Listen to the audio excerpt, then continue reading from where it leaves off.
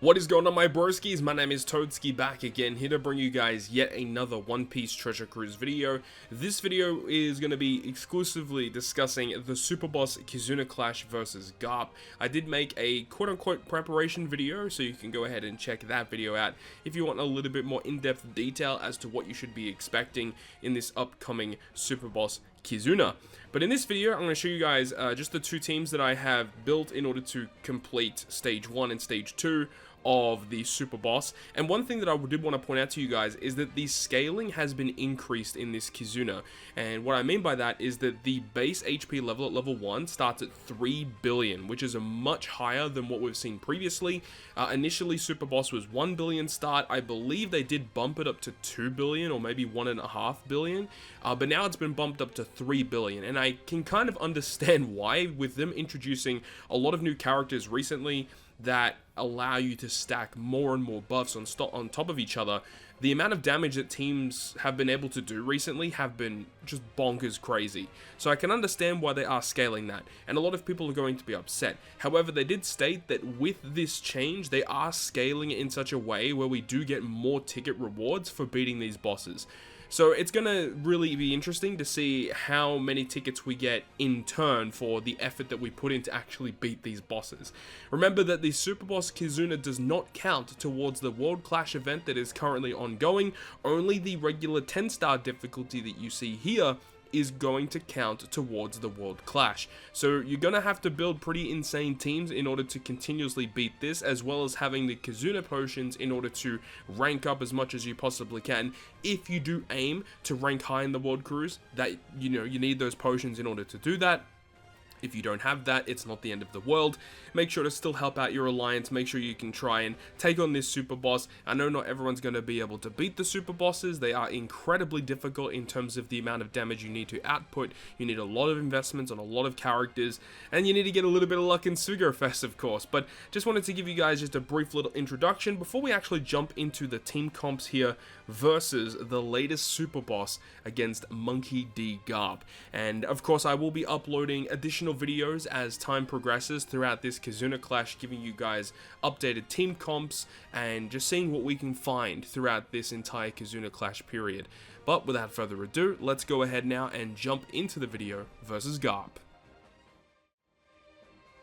So once again, if you guys want to check out some other different team ideas, go check out my preparation video. But this team is pretty decent. I'm still not really 100%, built in or in terms of which captains and what's the best scenario at the moment. This team does seem pretty good, at least right now, but it is totally dependent on your Super Tandem levels, Final Tap levels, etc.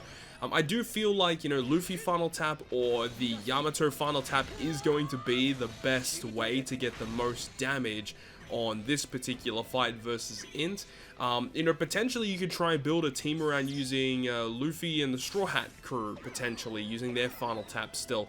Haven't really figured that one out yet. It may be difficult to try and include them on the team due to the fact that Robin is as powerful as she is. She's literally one of the best Super Boss characters to be using.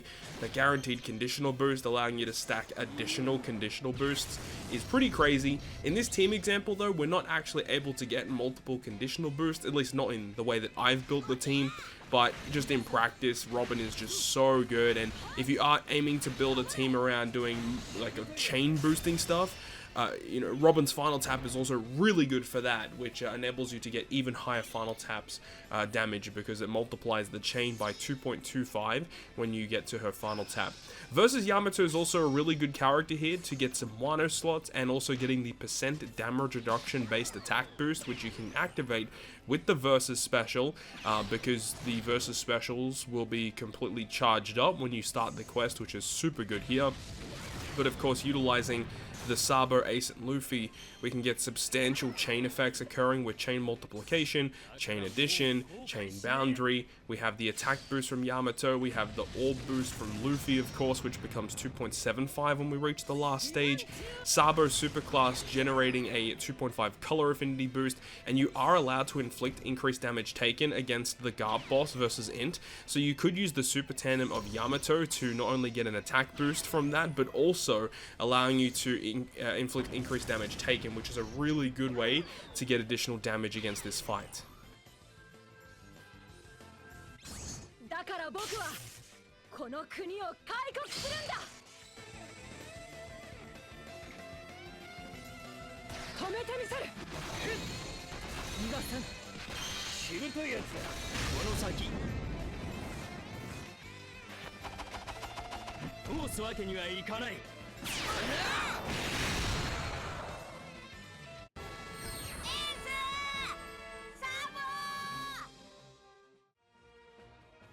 Alright, so now we move on to the secondary team, which is versus Strength, and once again, I'm not really too sold on using Ace as the captain. I could potentially switch out and try using Robin as the captain, because then we could actually get access to quick super type. I can't remember if she's actually super type or if she's super class. I'm pretty sure she might be super class.